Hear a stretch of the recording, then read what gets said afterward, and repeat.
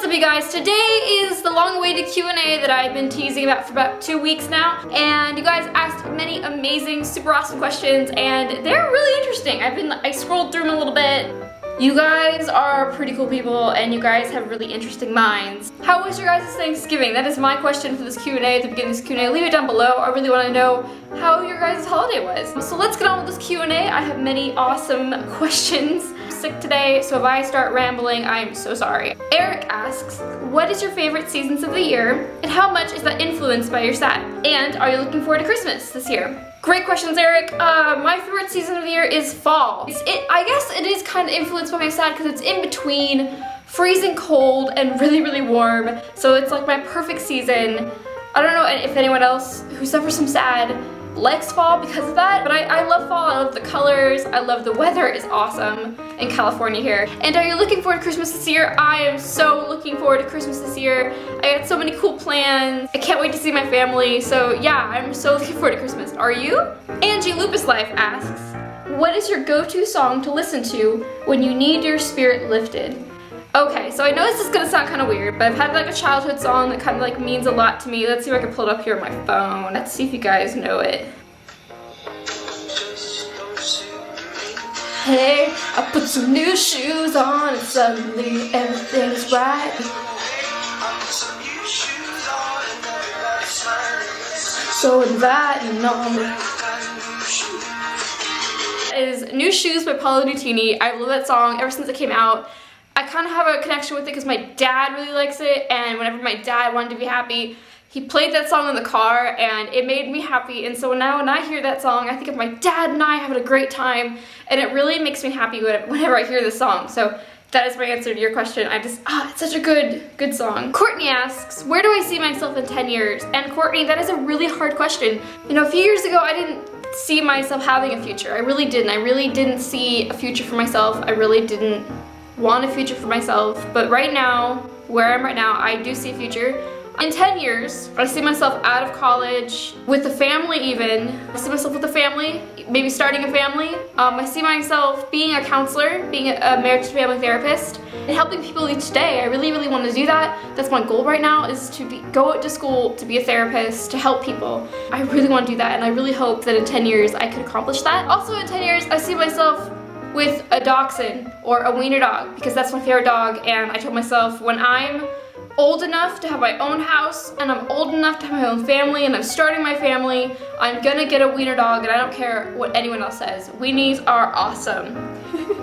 Watery Jelly, great username. Watery Jelly asked me, she asked me how old I am, but then she's like, oh, I saw that in your video, blah, blah, blah. So I'm 20, Watery Jelly, I'm 20 years old. So your next question is, how have things changed since you left school, and has it improved your mental health or stayed the same? So many things have changed since I left school.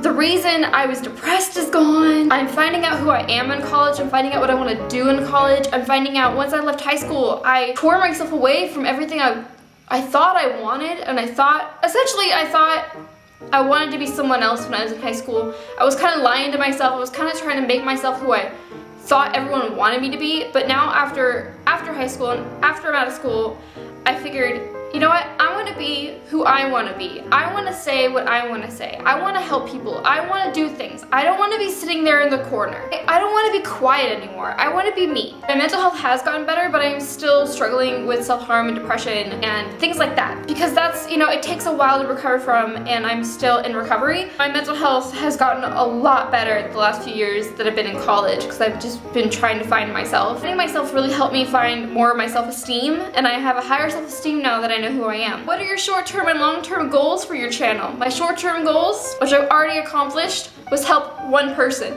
If my channel could help one person, that's the purpose of the channel is done. I could just leave now. I don't want to leave because I feel like I'm helping a lot of people, and I'm getting people to talk about mental health finally. I was so happy after I posted that tag video, my last video, because other people are talking about it. Other people are talking about social anxiety. My long-term goals for this channel is to make mental illness not so taboo on the internet. I want people to talk about what's going on. I don't want people hiding themselves. I want people to understand that you're not alone. I want people to know that there are other people out there in this world that is suffering just like you are. And we can help each other in our community right now that we are making together. So my long-term goal for this channel is to fight the stigma.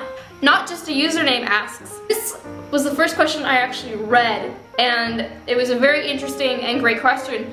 And it says, how do you deal with talking about your past and what you went through without breaking down in the middle of a video? I'm not saying I don't cry in my videos. I'm just saying I edit that part out because I don't like watching people break down in videos. I don't like watching people cry. I don't want people to see me like that. Just a heads up, next week's video I do cry in it a little bit, but I hold it together so well, and I'm really excited for you guys to see that video because it's the real me and the real what I'm feeling. The answer to your question is, I do cry in my videos, I just edit all that crap out because I don't want people seeing me like that. I'm feeling more confident for people to see me like that because I want people to know that this is real life. Mental illness is a day-to-day struggle. I cry a lot. I got the self-confidence to show you guys the real me in my next video, so I'm kind of excited for that. So great question. I Love Comment asks, great username, what age did you find out about your anxiety, depression, and PTSD? Anxiety and depression I found out when I was in 8th grade, and PTSD was last year, so in 2013. Almost been a year since I've been diagnosed.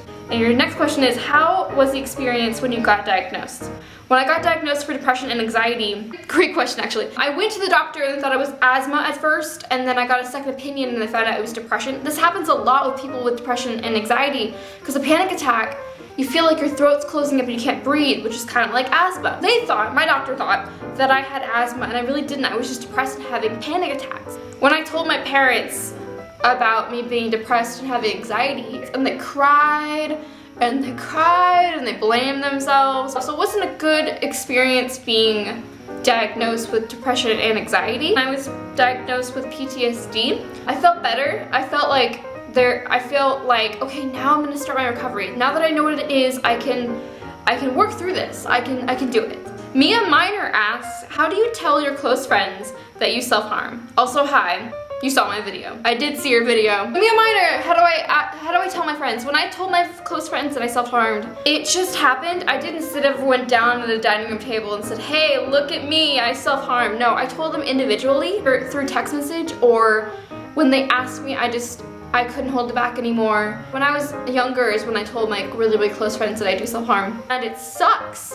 It really did suck because I lost a lot of friends because I told them I self-harmed. And they weren't close friends to me. My close friends now, who know that I self-harm, they accepted it, they're helping me through it, they let me talk to them. If you tell someone that you're self-harming and they just leave, they're not really your close friend. Don't get depressed over someone leaving because you tell them you self-harm, because they're not your close friend if they leave. Some friends found out because they just saw my cuts and asked me about them, and I told them. Close friends now, I told through text message. I'm probably gonna make a video on this because a lot of people are asking me how to do this kind of things. I have a video actually on how to tell your parents, so kind of the same thing, so I'll leave it down below. Either through text message if you feel comfortable, or if you feel comfortable, you know, tell them one-on-one. Don't sit them down at the dining room table and say, hey, I cut myself. Just say, hey, you know, one-on-one, say, hey, I need to talk to you about something really serious that's happening in my life, and I hope you understand, and I need a little help and support,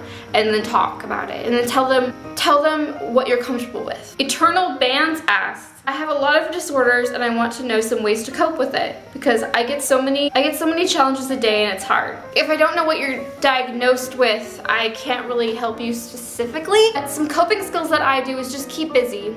With my depression, anxiety, and PTSD, if I just keep busy, and if I'm always busy doing something, that really helps me not think about the negative thoughts. It really helps me not think about negativity. Find a hobby, actually. Find a hobby that you like doing.